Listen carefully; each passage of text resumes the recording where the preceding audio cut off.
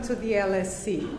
I am Sandra Jovchelovitch, and it is my pleasure this evening to introduce and welcome Professor Arie Kruglanski, who will deliver tonight the first lecture of the Psychology as Social Science public lecture series in this academic session. Before I introduce Professor Kruglanski, let me just say a few words about the series. Psychology as Social Science is a program of public lectures on the relations between psychology and the social sciences, hosted by the Institute of Social Psychology and generously launched by the LSE Pro-Directors Discretionary Fund. The lectures aim to draw attention to the potential and the necessity of integrating psychology in the larger intellectual program of the social sciences. It brings together psychologists, philosophers, and social scientists to reflect on how the disciplinary traditions of psychology have engaged with the social sciences and address topics that are central to both.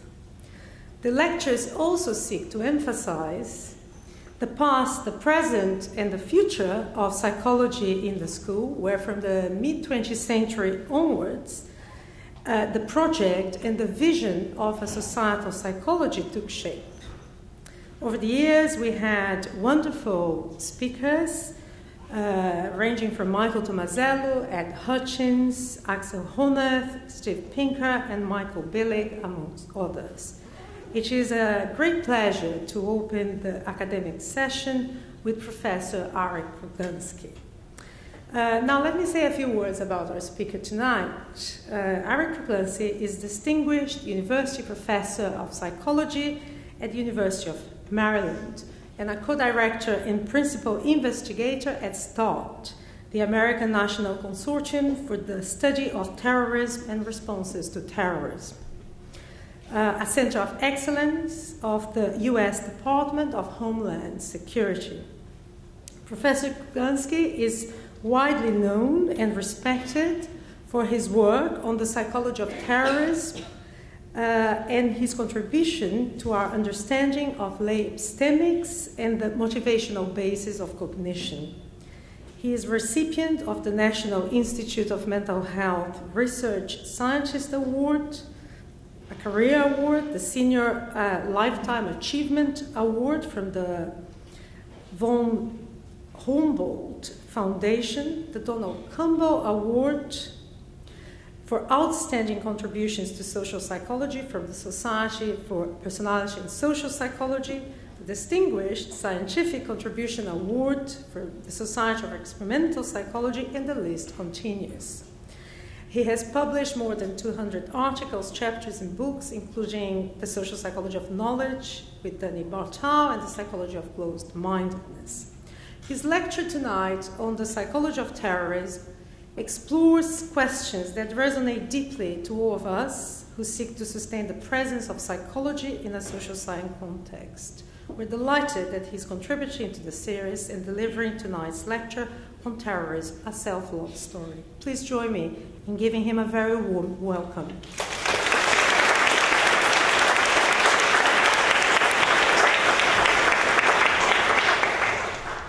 Thank you very much, Sandra. I'm delighted to be here at this renowned institution, this great university, and delighted to share with you some ideas and research findings from a topic that has occupied myself and my colleagues for the better part of the last decade, psychology of terrorism. You will note in the title that I am putting together terrorism and love, and you might immediately wonder what on earth possessed me to link this one of the most despicable manifestations of human nature, one of the lowest phenomena that humans are capable of, with one of the most sublime. And indeed, it seems bizarre to say that what terrorists are doing, they're doing out of love. Bizarre, yet in a sense true, in a strange sense true. not in the love for their victims, mind you. Them they hate, just as you might have surmised. The kind of love I'm talking about is what Jean-Jacques Rousseau, the Enlightenment philosopher, called self-love, or in French, amour propre. What is amour propre? Amour propre is self-love in the eyes of others. It is dependent on the opinion of others of oneself. Basically, it's the need to count, to be someone, to be recognized, to matter. And in our terminology, we refer to this motivational force as the quest for personal significance. Now, though it is hugely important, the motivation for self-love is not the only thing there is. In addition to self-love, Rousseau distinguished between love of self. And you may be asking yourself, self-love, love of self, what's the difference? Though they sound similar, they differ profoundly. Amour propre, self-love, is the need to count, to matter, to be somebody, in accordance with the criteria of one's society, in accordance with the norms of the shared reality in which one is embedded. In contradistinction, the love of self is concerned with self-preservation, comfort, security, and survival. In other words, it's concerned with number one, taking care of number one. And sometimes a means that serves one of those motivations, a means that serves the self-love motivation, may be detrimental to the love of self-motivation. As a Surgeon General has proclaimed, terrorism can be detrimental to your health. But this is getting ahead of my story. And the story is a tale of two opposite processes.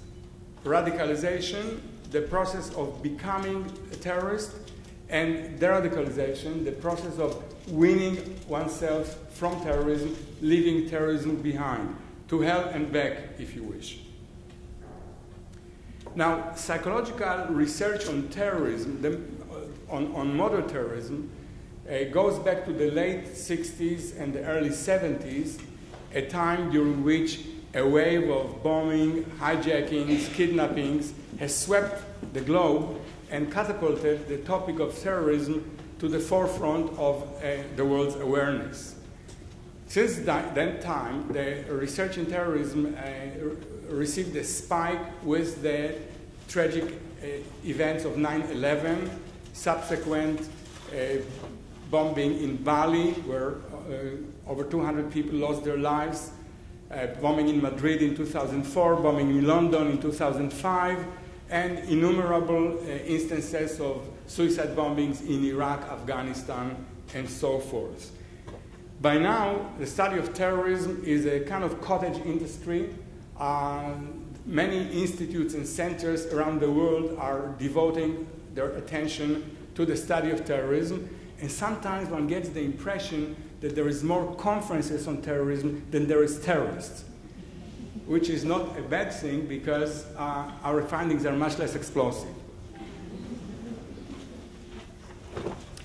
Now, it is fair to say, I think, that the research on terrorism thus far has discovered more about what terrorism is not than what it is. What it is not a psychopathology. The original impulse was to explain terrorism as a kind of psychopathology. What they do is so bizarre, so outside the realm of civilized behavior, that the first idea was to attribute it to the personality, to some kind of psychology that takes over. But the cumulative research suggests that it is not a psychology. No, terrorists aren't crazy, even if their behavior appears to be deviant or extreme. It's also clear that there is no personality profile that characterizes a terrorist. Terrorists come in all forms, shapes, and sizes, psychologically speaking, as well as physically, of course. If not a person, maybe it's the situation that makes terrorists. Unfortunately, here too, the research struck out. There were hypotheses that it's poverty that makes individuals terrorists, or it's political oppression that makes individual terrorists, or it's poor education that makes individual terrorists.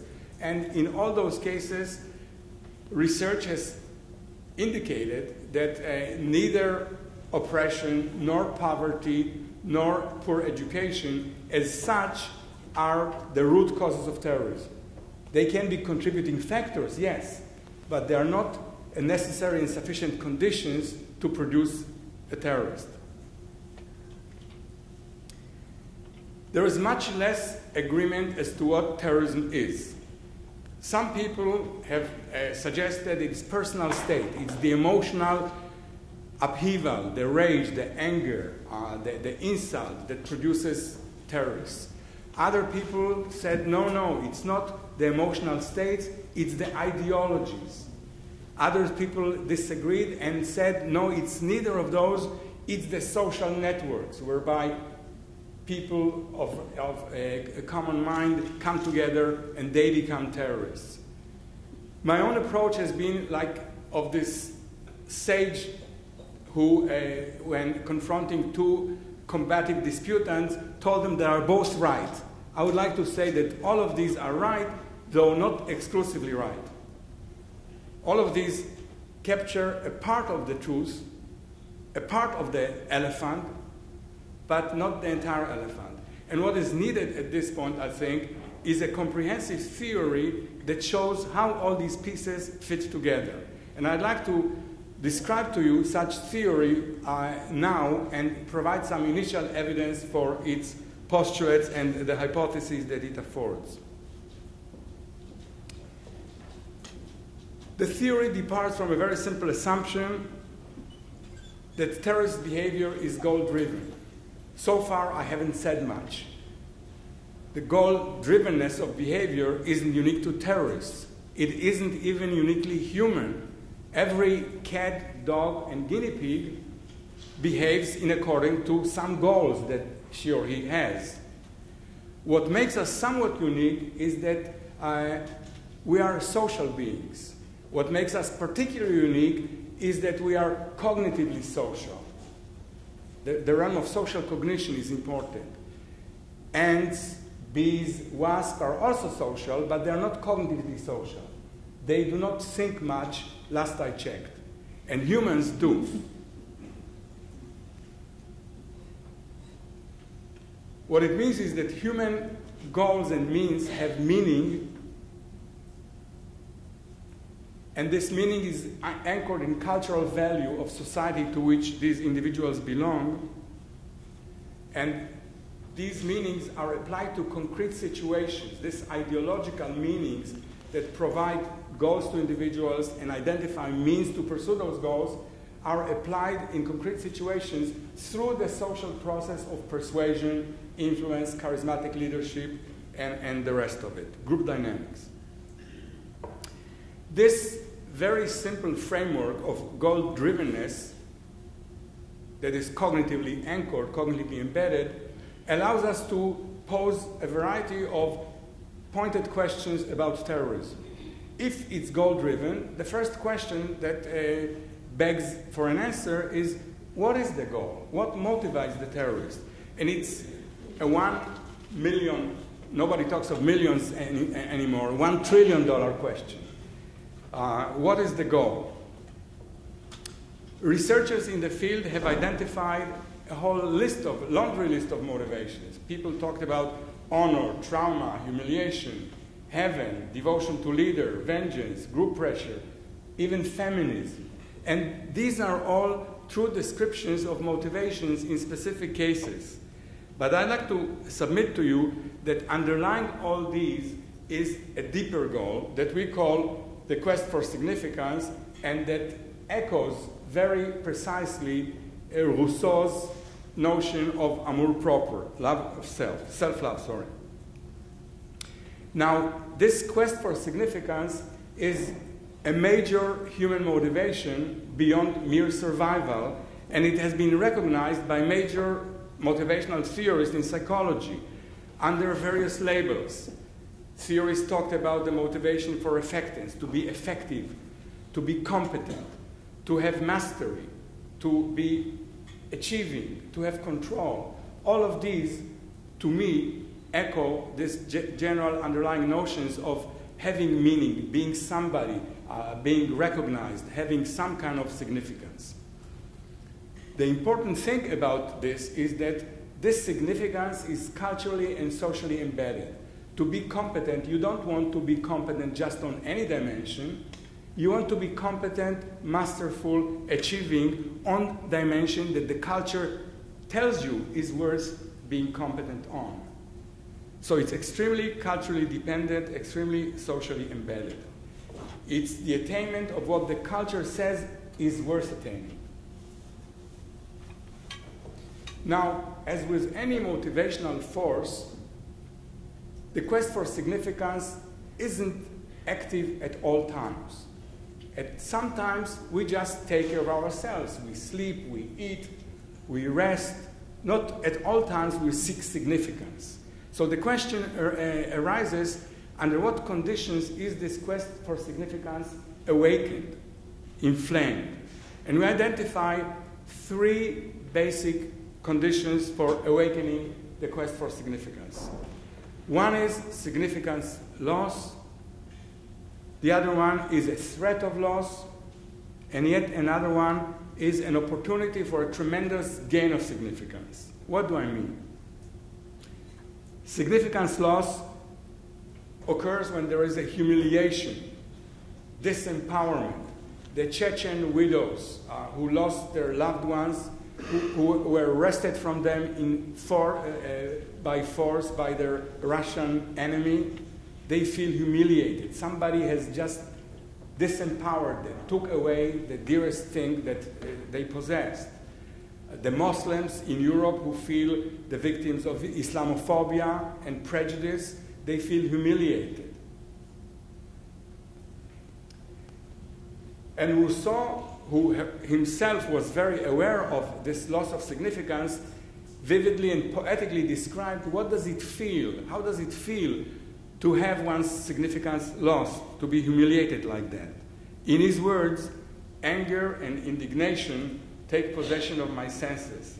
Flashing eyes, an inflamed face, trembling limbs, throbbing heart, reasoning can do nothing about it.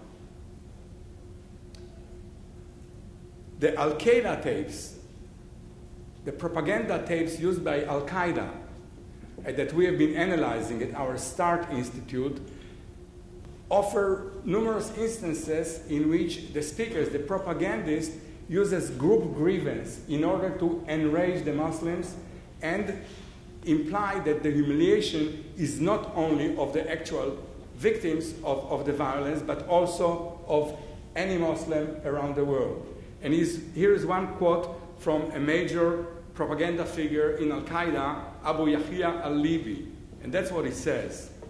Jihad in Algeria today is your hope with permission from Allah in redemption from hell of the unjust ruling regimes whose prisons are congested with your youth and children, if not with your women, which trust its armies, police, and intelligence to oppress you, for which they open the doors to punish you. So join your efforts to theirs, add your energy to theirs, and know that their victory is your victory, their salvation is your salvation. Personalizing the suffering of Muslims in Kosovo, Bosnia, Palestine, to make every individual Muslim feeling humiliated. And it's been very effective. Interestingly, the significance loss can come due to conflict unrelated reason. It could be a stigma that arises from one's personal life circumstances. The political scientist Ami Pedatsur describes cases of Palestinian suicide bombers who decided to embark on the mission in light of their own personal humiliation. So there is a case of a woman who was divorced, and in Palestinian traditional society, divorce is a stigma, and she volunteered and became a suicide attacker. a woman who was infertile, against a stigma in traditional Palestinian society. She volunteered for a suicide squad. A woman accused of extramarital relations became a suicide bomber. A boy diagnosed with HIV positive became a suicide bomber. So far we talked about actual significance loss, and these people who lose their significance, whether to reasons related to the conflict, related to humiliation by the enemy, or due to their personal circumstances, seek a way to restore their significance. But losing significance in the past is not the only factor that arouses this quest for significance.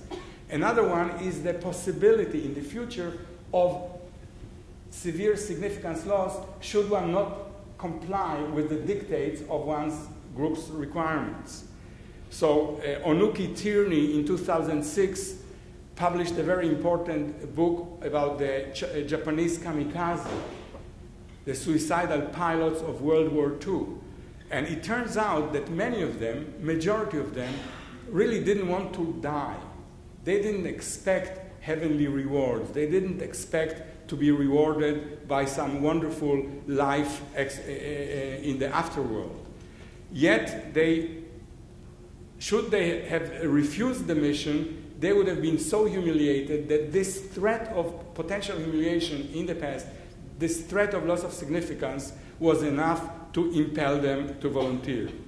And here is one quote from Hayashi Ichizo, who was a suicidal Tokotai pilot who died in mission on February 22, 1945, a letter to his mother.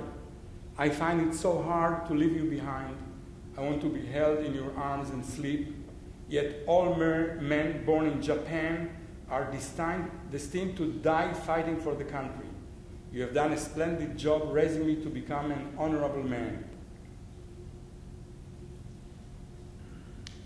Finally, the third factor, even if you do not lose your self-significance and you're not threatened by an imminent loss of significance, in some circumstances there is a potential for a tremendous significance gain, tremendous opportunity to become a hero, a martyr, somebody who will be celebrated for centuries by your culture and your group.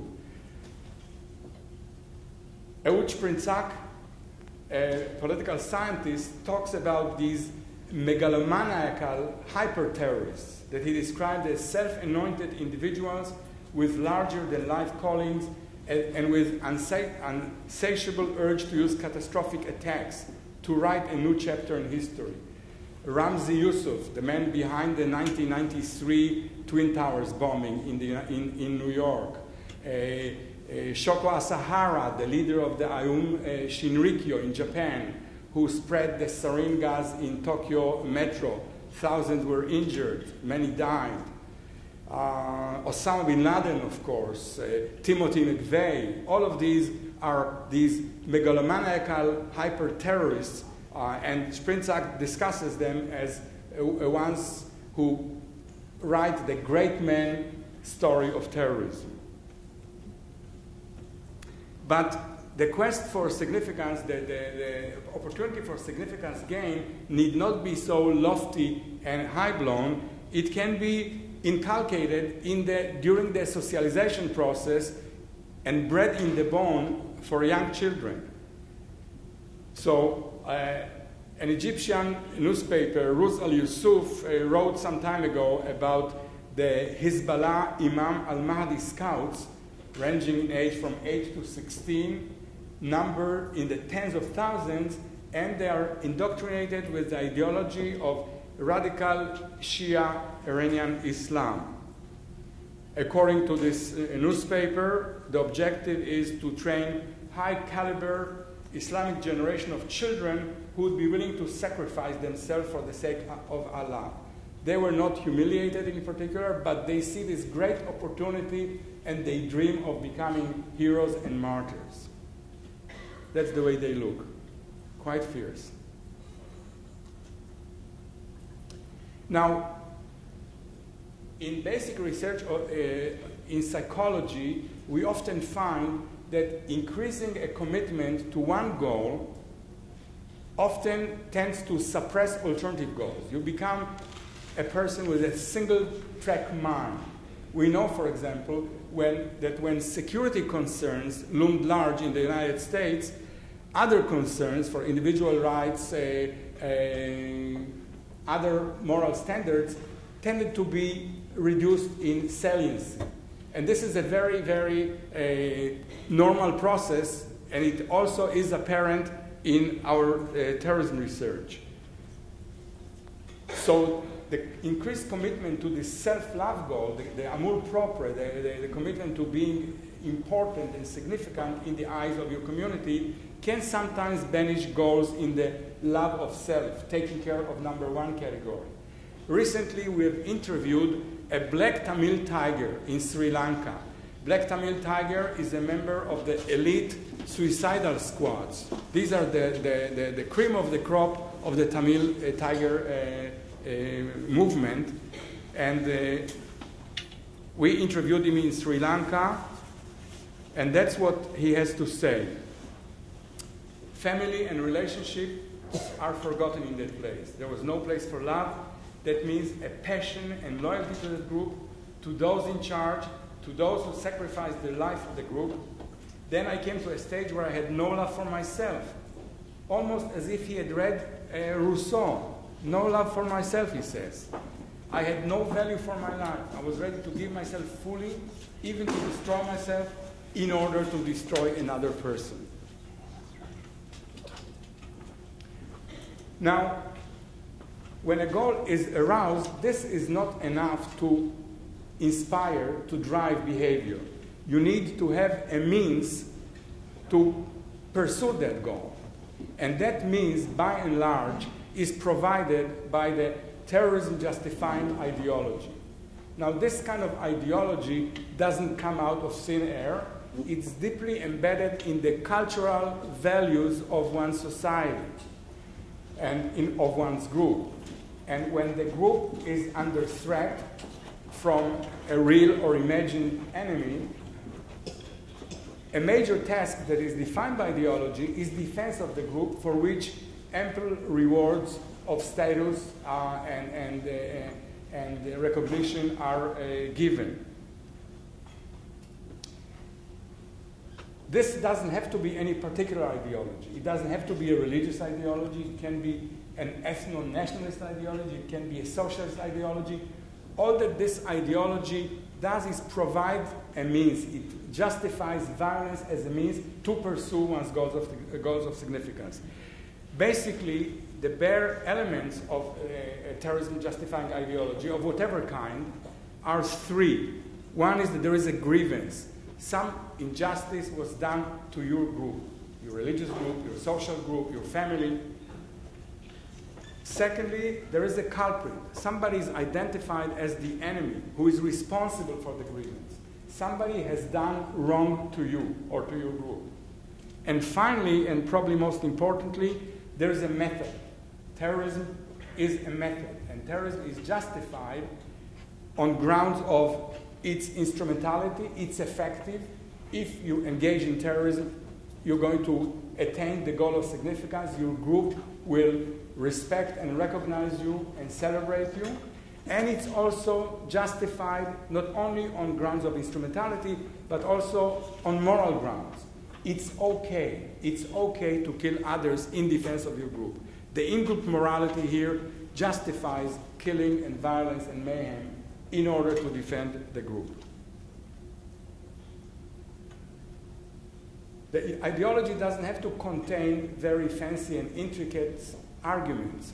It has to include these three elements, but ideology is essential. Without ideology, the quest of significance would not result in violence, because the ideology provides justification of violence as means to attain the goal.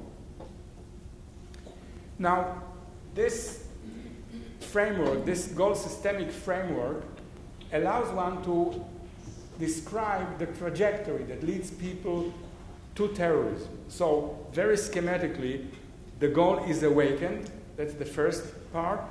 Then there is a search for means, and the search for means directs the individual to the group. There is a kind of collectivistic switch. You feel weakened and disempowered and humiliated, you turn to your group as a kind of automatic response. We call it collectivistic shift. Once you become, in your own mind, a group member rather than an individual, it has two effects. One is you feel empowered, you feel stronger. There is strength in number, there is strength in the eternity of a group, you feel empowered, you feel unafraid, but it also carries obligations. Noblesse oblige. If you're a member of a group, you have to abide by the group dictates. And if the group requires that you commit suicide, commit violence, you have to do it. Noblesse oblige. Group membership oblige. So you can see schematically that the loss of significance leads to collectivistic ideology, which is a means of significance restoration. This leads to empowerment, arrow number 2, which is manifest, among other things, in reduced fear of death, because if you're empowered, death is the threat of the ultimate insignificance, of non-existence. Therefore, fear of death has been used by psychologists to measure the degree to which they feel significant. And we'll talk about some findings about that. The collectivistic ideology, at the same time, produces support for struggle, sacrifice, violence, and martyrdom in cases where the ideology requires it. And if you short-circuit all this trajectory, you have a direct path from loss of significance to support for struggle, sacrifice, violence, and martyrdom. This is basically the theoretical model. Do we have any evidence for that? We do have some. So let's look at the first link between loss of significance and collectivistic ideology. This is a survey that we did with representative samples from Egypt, Indonesia, and Pakistan.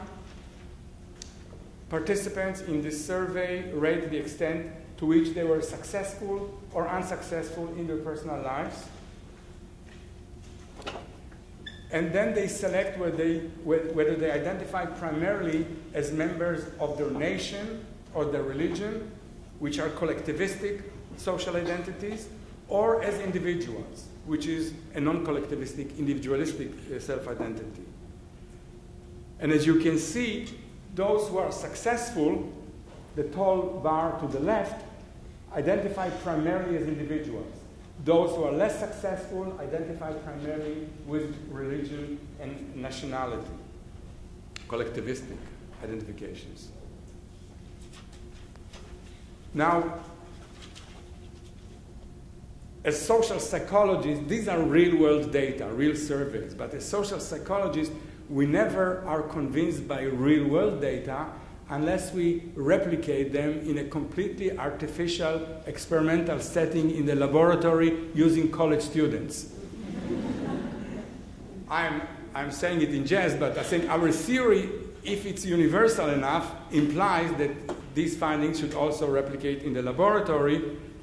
So that's what we did. Participants here completed a language test that we tell them is a good predictor of future academic and career success. They receive success or failure feedback. And then they complete a self-report measure of interdependent self-construal. Self-construal, self-perception, perception of themselves as social, interdependent being or individualistic, independent being. And what we find is that those in the failure condition, where we expose them to failure, tend to self-construe their personality in interdependent, collectivistic terms, more so than those who were in the success condition.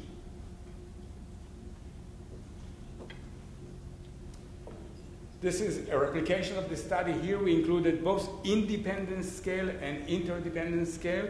And as you can see, in the failure condition, they are higher on interdependence, lower on dependence, or on independence, than in the success condition when they are higher on independence and lower on interdependence.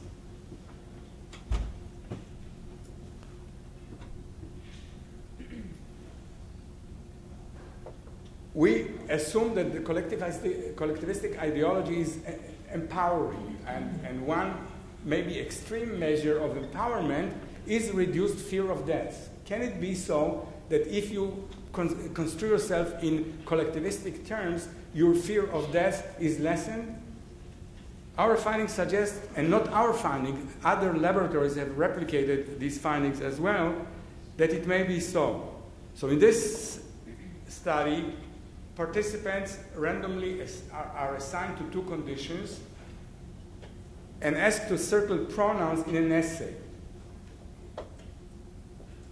Participants in the independent condition circle personal pronouns, I, me, my, thinking of themselves. Number one, I, me, my.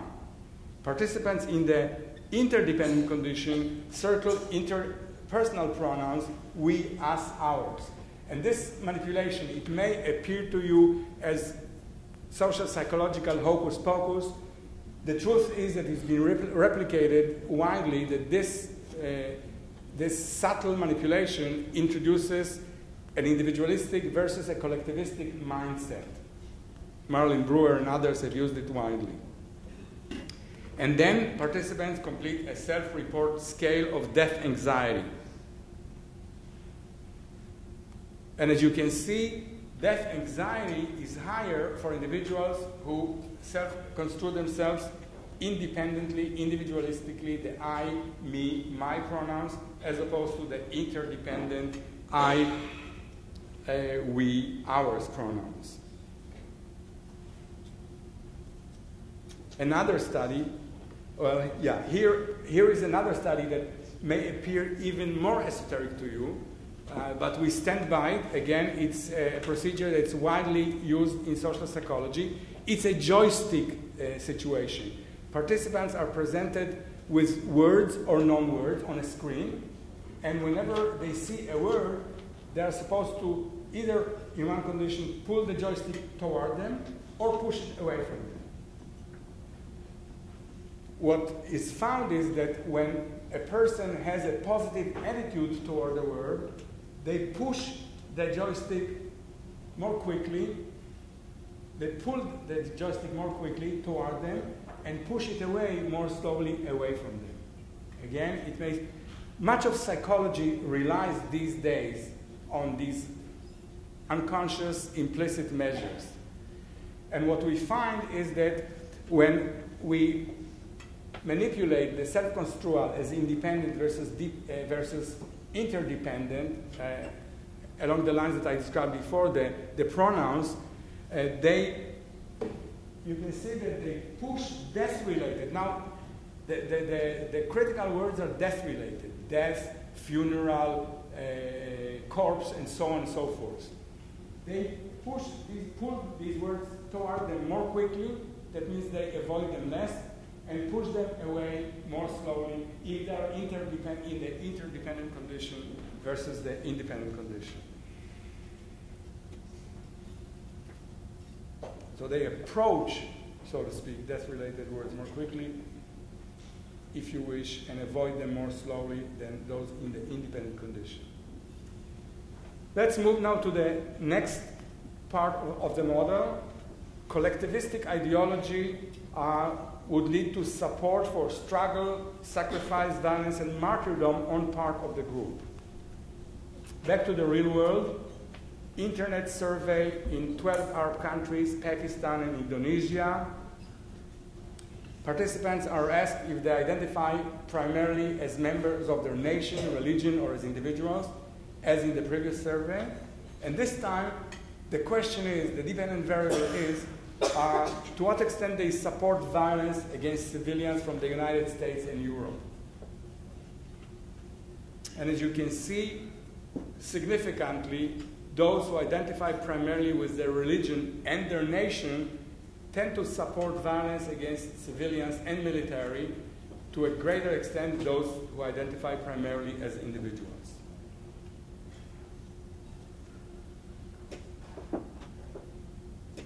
Here is another study, this one a face-to-face survey. The previous one was internet survey and was limited to those people who are computer literate.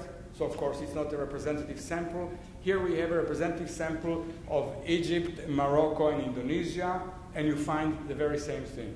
Those who identify with religion and nation tend to support violence against civilians or military targets to a greater extent than those who identify as individuals. Finally, the last leg of the model, that loss of significance would lead to support for struggle, sacrifice, violence, and martyrdom. You know, many of those who engage in suicide attacks and other attacks are young men of religious background. So we reason that it could be that religious men who are young and full of testosterone, when they entertain forbidden sexual thoughts, they may feel guilty about it, and as a way of expiating and regaining their lost significance due to their sinful thoughts, they are more prepared to support group causes and volunteer for suicidal missions. So we, of course, carried out an experiment. In this experiment, we had 96 male participants. They were recruited for a study on religion and modern issues. They completed an extrinsic and intrinsic religion scale. And then these participants were assigned randomly to one of two, what we told them are perceptual tasks. In one condition, they looked at neutral images, and in the other condition, they looked at sexual images. The sexual images are the ones on the left. Although these toasters are very cute, I must say. What we measured was their sexual guilt. There is a scale to measure sexual guilt, and what you find is that those who are high on intrinsic religious motivation feel more guilty with the sexual images versus the neutral images. And what's more important, that these people also, we have a martyrdom scale. We have a scale for everything, martyrdom included, and they support martyrdom significantly more in the sexual images versus the neutral images condition. And what is even more impressive for us is that the intrinsic religious motivation leads to sexual guilt, and this mediates statistically, those of you who are statistically inclined, there's a mediation here. The support for martyrdom is instigated by sexual guilt. At least that's a possible interpretation of these findings. Now, we have seen that when the quest for significance is aroused, people are willing to support violence, sacrifice, martyrdom. But this all is driven by a violence-justifying ideology that these individuals may have bought into. And of course, not all ideologies are violence-enhancing or violence-justifying. Some ideologies are downright tolerant, benevolent, and pro-social. And so these ideologies suggest that to attain personal significance, not only that you should not be violent, but you should be tolerant, you should be empathic, you should be supportive of others, you should be a good person. So in other words, it's not that the quest for significance per se that promotes violence, but it's the conjunction of the quest for significance with an ideology, a destructive, terrorism-justifying ideology that suggests that terrorism is the way to gain significance. And Rousseau, as he is wont to do, has anticipated this as well. And in his words, the particular ways individuals seek to satisfy their amour propre would depend on what opportunities for recognition their social institutions, their ideology, encourage and permit.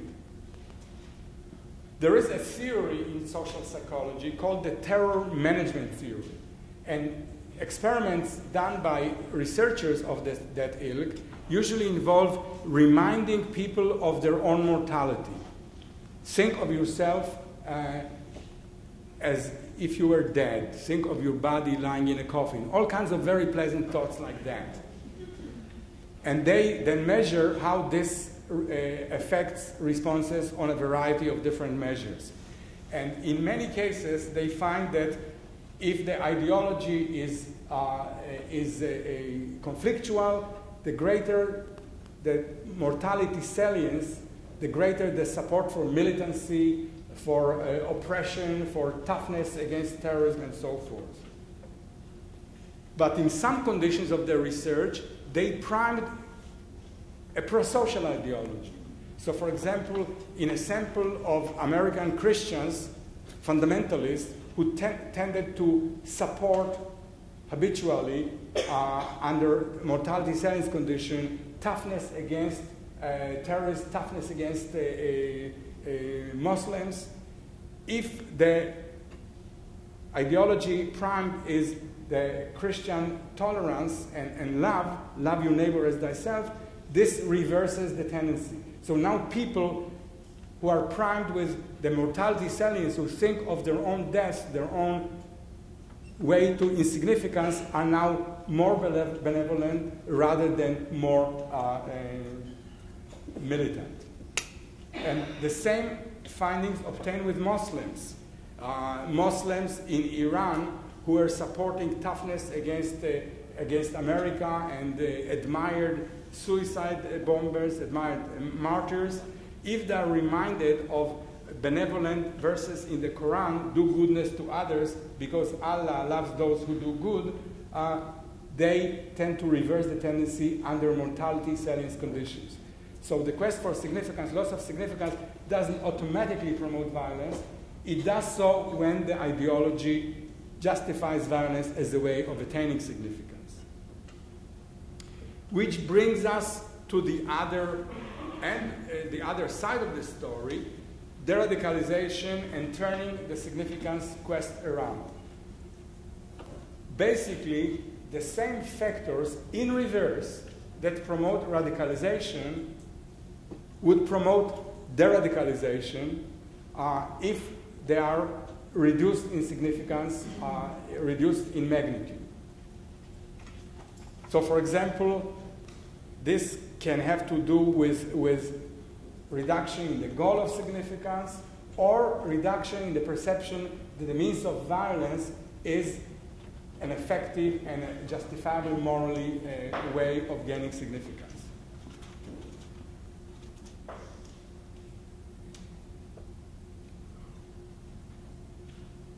For example, morally based relinquishment, we have already seen that terror management researchers, when they prime an ideology that suggests violence is bad, tolerance is good, they relinquish violence and are willing to support a benevolent attitude toward the erstwhile enemy.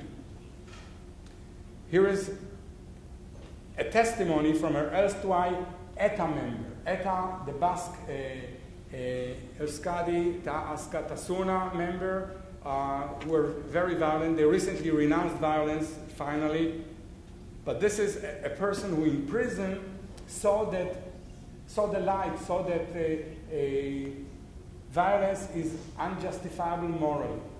It lacks moral justification. Here's what he says. During the first month after I was incarcerated, I spent all my time systematically reading up on the Gospels. I gradually began to realize I was hearing and responding to the actual words of Jesus of Nazareth. Thanks to his grace, I underwent a profound and sincere conversion. It required my sincere repentance for past behavior, especially activities related to my prior militancy in ETA. So this is a case where all of a sudden, based on religious exposure to religious ideology, this person feels that morally violence is unjustifiable, and that's why he abandons it. The issue of the moral opprobrium of violence is utilized in the radicalization programs that have sprung out in several Muslim countries. These programs that exist in Saudi Arabia, a program existed in Yemen, there is a program in Singapore, programs are being planned in the Philippines, in Bangladesh, in Thailand, in other places. A basic element of these programs is undermining the religious legitimacy of violence. So imams, experts on the Quran, enter into the detention facilities and engage the detainees in theological dialogue, attempting to convince them that the Quran actually prohibits violence, and what they thought was religiously acceptable and desirable actually is an anathema. And do these deradicalization programs work? There is a controversy about them, but we know that deradicalization can work. And for example, in Egypt, in Algeria, major terrorist movements have deradicalized. In Egypt, the Islamic group, the Jama'a al-Islamiyya, deradicalized in '97. Their leaders relinquished violence. Did they do it authentically? I believe so, because they made a tour of the prisons and spoke to their followers, and they published no less than 25 volumes of preachings against violence. This would probably earn tenure at a major university. In Algeria, exactly the same happened.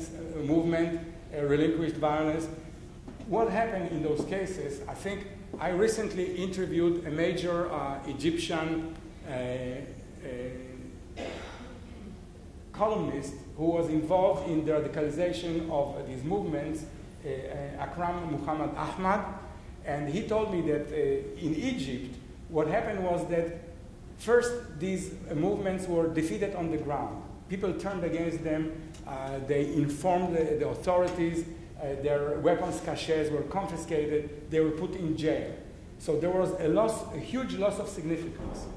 Under those conditions, they engaged in prisons in dialogue with people who were religious clerics and who engaged them in discussion of the justifiability of what they were doing. And under those conditions, they actually deradicalized. And they deradicalized. Since that time, there hasn't been a major attack in Egypt by these organizations. This was one case. Another case in 2007, the Al-Jihad movement, the movement that assassinated President Sadat. Dr. Fadl, that is one of the leaders of that movement. By the way, Ayman al-Zawahiri was also one of the founding members. Dr. Fadl published a manifesto calling to the end of violence, and this movement again deradicalized. So the radicalization can happen in the same way that people can radicalize, they can deradicalize. Human nature is malleable. The question is whether the programs that are being instituted are effective, and there is very little research. We are now with our START Center carrying out research in the Philippines. We have some initial data, research in Sri Lanka, and the initial data, at least in Sri Lanka, are promising. Occasionally, it's not only the moral opprobrium, the theological, religious unacceptability of violence that leads to relinquishment of violence. Sometimes the means of violence is simply felt to be ineffective. Here is a testimony of an ETA member who abandoned violence after it turned out in '79, where the Spanish Parliament ratified the Basque autonomy and allowed free election to the Basque Parliament.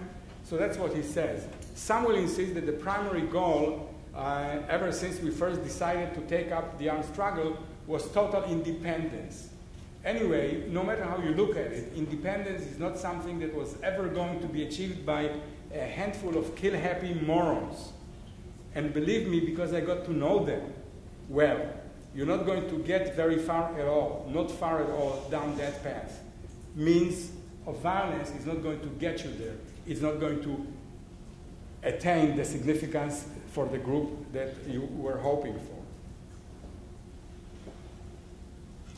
Can deradicalization occur via a shift of one's goal of significance? There are three conditions under which it can occur. One is to prevent the arousal of this quest. The second is inducing a sense that this goal has already been attained. Significance has already been attained. And the third one is awakening of alternative goals in the love of self category that may, under some conditions, suppress and crowd out the self-love goals. Can you prevent the significance quest arousal? Can you prevent the loss of significance? You can't if the loss of significance arises from your personal circumstances. You cannot prevent a woman from being infertile, a boy to be diagnosed with HIV positive. But there are some cases where you can do something about preventing this major collective arousal of the significance quest by avoiding collateral damage, by avoiding media insults, by avoiding the kind of prisoner abuse that we know from the Abu Ghraib and other situations. So there are ways in which things can be done to allow to minimize the inflagration, the inflammation, the awakening of this huge quest for significance around the world. Sometimes relinquishment of violence can follow from the notion that significance has already been attained. One is collective success. Our group has already attained independence. Many countries that use terrorism, Kenya, Algeria, Israel, attained their independence through the use of sometimes terroristic means. And then there is no more need to engage in terrorism because success has been attained. And this is, again, from the Basque. We have very interesting data from the Basque ETA members collected by our friend and colleague Fernando Reinares from Madrid. And here is a case where autonomy has been reached and there is no more need for violence according to this one ETA member. We reach this point where we had the autonomy statutes, elections are held, and you say to yourself, okay, we got what we wanted. So what sense is here in going on shooting people and planting bombs? Sometimes, whereas maybe the collective attainment has not happened, a person may feel that they have done their share. They have already done enough. They have attained enough significance to allow themselves to turn to other issues. Look, though, my way of thinking about the armed struggle hasn't changed, so others can do it. But I've done my fair share. I've given 3 years of my life to them as a militant, always at the expense of my personal life. And sometimes, and typically, this idea that I've done enough is coupled with the emergence of these alternative goals from the love of self-categorization, love relations, marriage, family, taking care of oneself, comfort, peace, the idea of got to live a bit, not only be on the run as a terrorist, be pursued. You say to yourself, shit, man, I better get myself alive because time is running out. It's a matter of being that much older, in my case specifically of wanting to get married. You're going on 40 years old, you're going to get married next year, and you say to yourself, well, shit, man, I mean, at the stage of the game, to go packing a piece, that would be a bit, because you just got to shit. Well, we've all got to live a bit. And this is, of course, not unique to one thing that is really impressive, that the same dynamic cuts across terrorist movements around the world. Provisional IRA, very similar evidence. Sri Lankan terrorists, very similar evidence. This is an evidence from Noor Al-Hamdi, a major lieutenant of the Abu Sayyaf organization in the southern island of Mindanao in the Philippines. We have interviewed him in Manila, and what he says is, it became awful hard to be separated from my wife and the children, always on the run. I missed being there for them, taking care of them, watching them grow up. I also missed my work as a teacher. My life was hectic and stressful. I had enough. Now he's deradicalizing his colleagues. He's working with the government. Very often, you know, life is dynamic and our goals and means change as our life circumstances change. And we have looked at this happening to erstwhile Sri Lanka Tamil Tigers. As you know, the Tamil Tiger movement was one of the most powerful terrorist movements in the history of terrorism. They still hold the world record in suicide bombings for a single organization.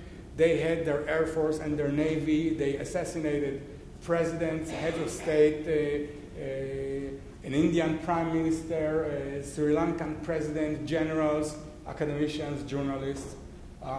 But in 2009, they were defeated by many thousands were killed. Others were incarcerated in rehabilitation camps. And in these camps, the emphasis is on affording them vocational ed, yoga, and art. So they are taught carpentry, electronics, mechanics, construction work. The women are taught cosmetics and the garment industry, fashion. And we had the good fortune to gain access to these participants and look at their attitudes, both initially at the beginning of the program and 6 to 9 months later. And what we find, here is a picture of, these are Tamil tigers.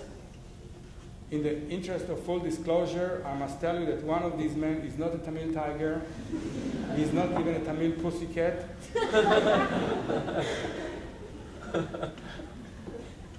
This is the sample. We interviewed by now several thousands of them. And what you find is that the greater the attitude change, the positive attitude change toward the guard, the greater the decrease in support for armed struggle from time 1 to time 2. The more they come to light and develop personal relations, and I think Sagit found the same in Israeli prisons, the greater their change. And this is a highly significant finding. The greater their attitude change toward these vocational ed, vocational rehabilitation programs, the greater the positive change away from violence. So the removal of the notion through these personal relations with the guards, with the prisoner personnel, that the Sinhalese undermine, they are the enemy, they undermine their significance, and then that fighting them is needed means to significance restoration. Relinquishment of this idea allowed them to adopt alternative long-term means to significance through learning a profession and reintegrating into society. And such means is multifinal.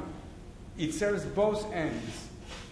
It allows you to attain significance without the need to give up the love of self, your comfort, your self-preservation, family, your career, your professional development, and so forth. Realization of Rousseau's self-love and love of self all at once. So in conclusion, the quest for significance, Rousseau's amour propre, is, as Rousseau pointed out, is a thoroughly human passion. In fact, Rousseau insisted that this love of self-love is what distinguishes us from the beasts. This is what makes us human, but it makes us human both for better and for worse.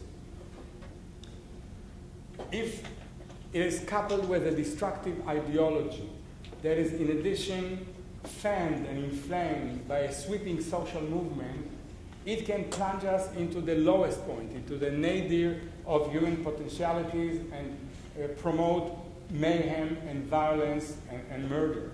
However, if it's coupled with an enlightened thought, it can result in the greatest science, greatest art, and harmonious and inspiring human relations.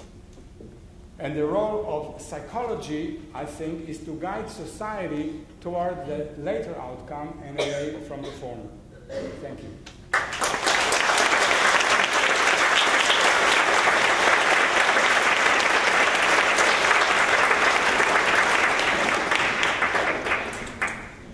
Thank you very much for a very interesting lecture. We have some time for questions. Perhaps I will give people just a few minutes. Those of you who need to go can go now, and then we're going to take questions.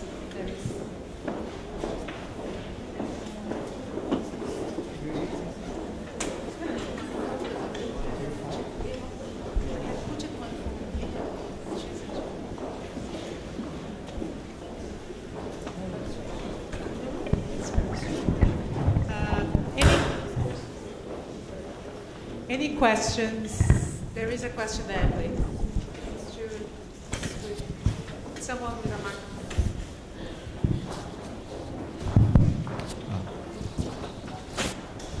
microphone. Hi.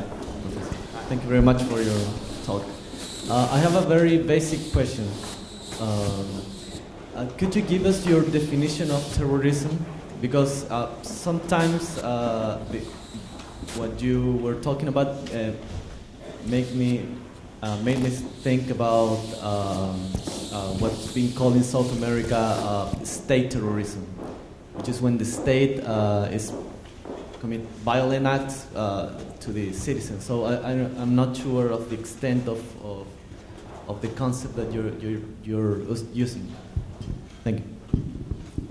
The question of defining terrorism is at once a very simple question and an impossible question. In several years ago, Alex Schmidt and Youngman wrote a book on terrorism, and they counted 108 definitions of terrorism, and since then there have been many other definitions of terrorism. Why is it so difficult to agree on a definition? Not intellectually, because terrorism intellectually could be very easily defined as the use of fear in order to make political gains. But in the United Nations, many nations would object to that kind of definition because that would implicate them as terrorists. And state terrorism, according to this definition, is a real possibility. It is included because nations have used and are using fear, bombing of populations, kidnapping of individuals, and so forth, in order to advance political gains. So the question of definition is a very difficult one. We're not going to resolve it here. And that's the issue, that it's a very charged politically issue. And I was just talking to the legal United Nations expert yesterday about this very topic, and he informed me that in the United Nations there will never be a definition because of the political repercussions. So what I am talking about is the use of violence as a way of motivating individuals to volunteer, and what is the psychology of that. And it could be a violence for any kind of cause. It could be a national cause, it could be volunteering for an army. You may call it however you want, but that's what I was talking about. There is a question here, and then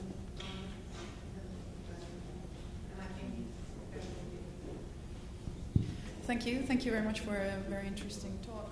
My name is Tinka Veldhuis. I'm a research fellow at the International Center for Counterterrorism in The Hague in the Netherlands, and I do a lot of research on de-radicalization of terrorist prisoners. So in that sense, I'm very happy with your talk here. I have a question about your concept of the quest for significance, because I would be worried that your theory might be too all-encompassing to be falsifiable. I could imagine that a lot of the terrorist behaviors would somehow, that we could argue that it all contributes somehow to this personal quest of significance in one way or the other, and also that this personal quest of significance would also explain other kinds of, for example, racial violence or prison gang violence or things like that. And if that would be the case, then we're still left with the question why would some people engage in terrorism in relation to other kinds of group violence? So if you would, to kind of elaborate a little yes. bit. First of all, the issue of falsifiability. To the extent that you have empirical evidence that is consistent with the theory and could have turned otherwise, then the theory could have been falsified. If we found that personal failure is totally unrelated to support for violence, if personal failure is totally unrelated to a sense of empowerment, that would falsify the theory. But the second part of the question is whether terrorism is unique or special, and clearly it is not. The quest for significance motivates a variety of different behaviors. It can motivate volunteering for an elite army unit. It can motivate, but it also motivates terrorism. So it's the same dynamic that applies widely. It can also, the quest of significance can motivate very positive behavior. I just learned recently that there is a superhero movement in the United States where people are wearing superhero costumes and they are doing all kinds of good works for the community as superheroes. They are kind of Superman, Spider-Man, and they are actually engaging in very positive acts because their beliefs suggest that this is going to lend them significance. So it's not unique to terrorism, but I think terrorism is explicable in these terms because terrorism is a risky behavior. It can be detrimental to your health. You can die. And for that, you need a very powerful justification, and this motivation affords that.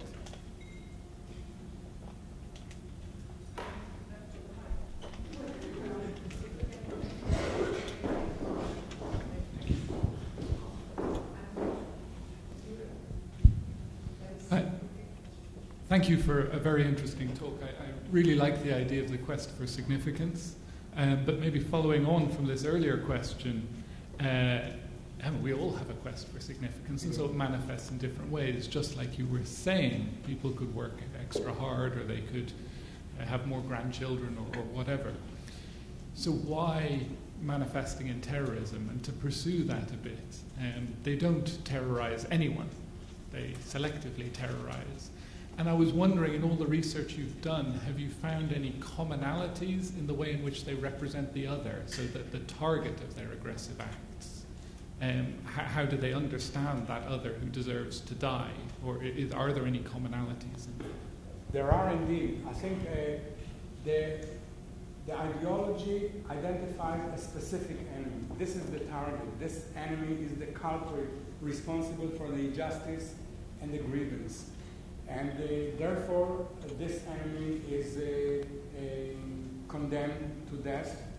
He or it is worthy of terrorism. Combined with this ideology is dehumanization, delegitimation of the enemy.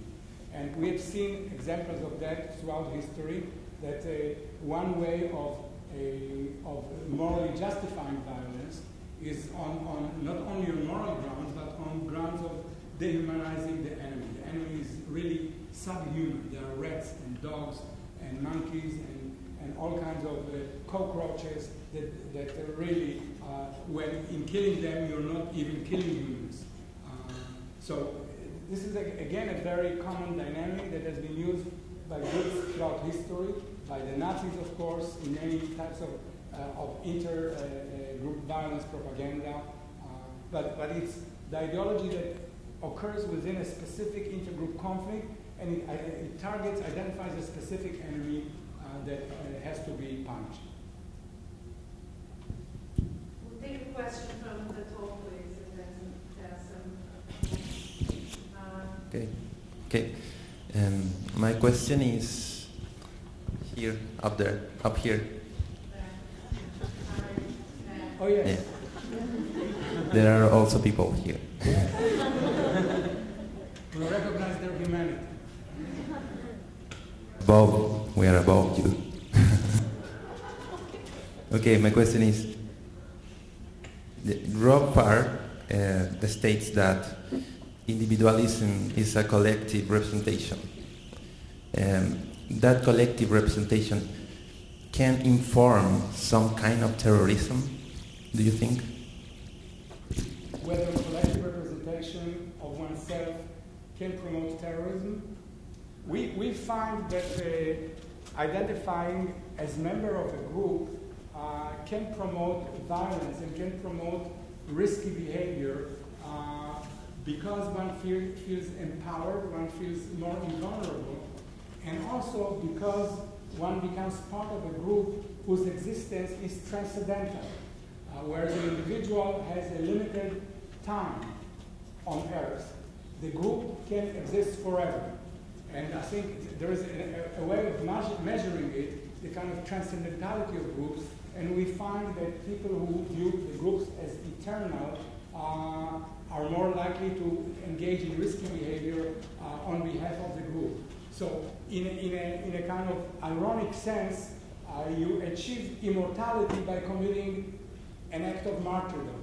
You're becoming immortal through your belonging to the group that is eternal.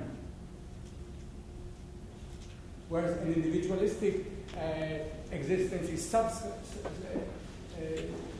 circumscribed in time and space. Sorry,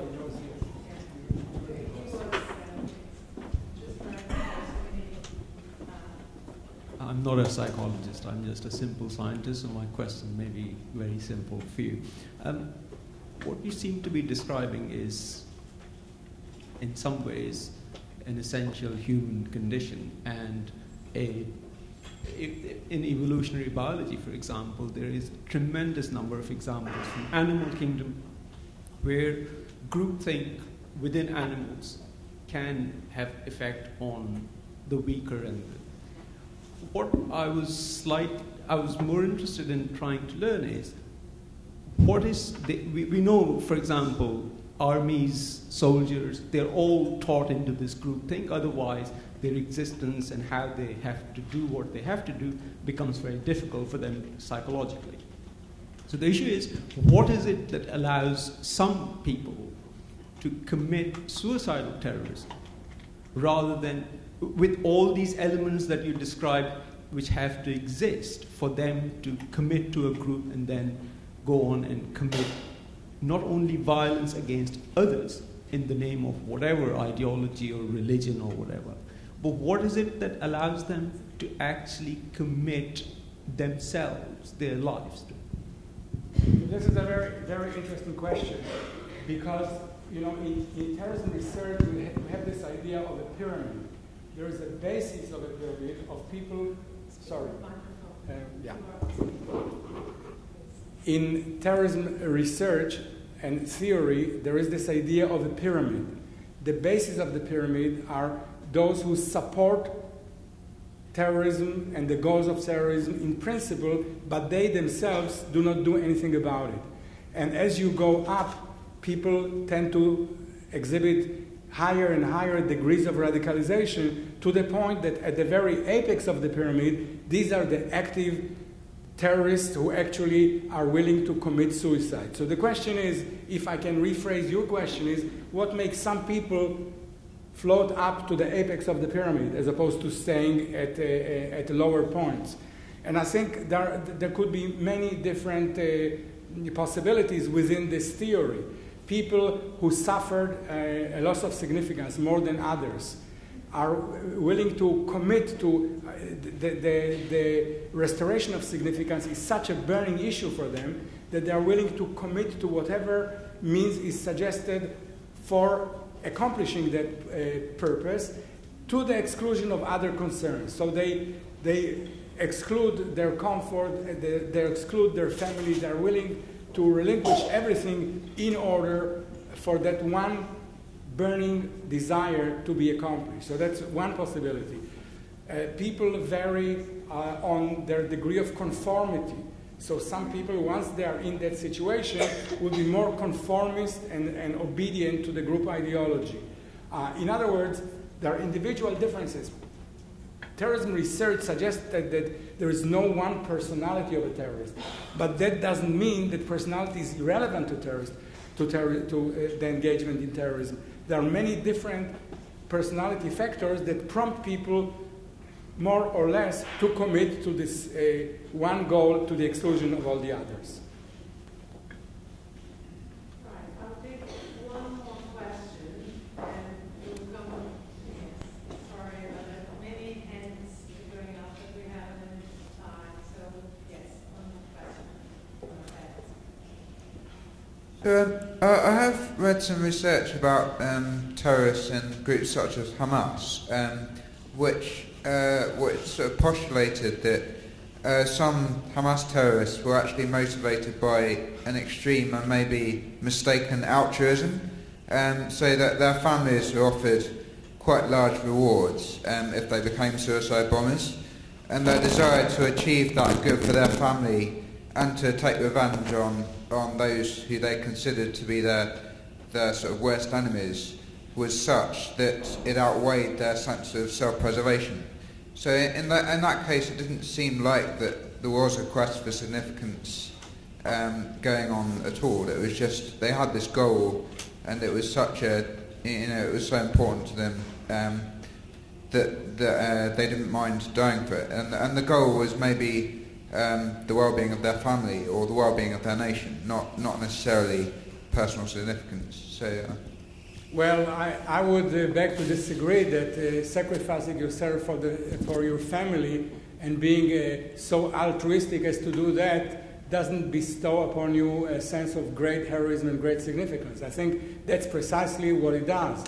There are many rewards that are used by the terrorist organizations to show how this respect and recognition is translated into specifics. So great rewards for your family is one sign of recognition that you have done something very important. The 72 virgins in heaven have a symbolic meaning, not only the concrete meaning, but also the fact that you have done something extremely important, and it's by virtue of your being a hero of monumental proportions that you are reaping these rewards. So these are all part of concretizations of this great sense of significance that your deed has accomplished.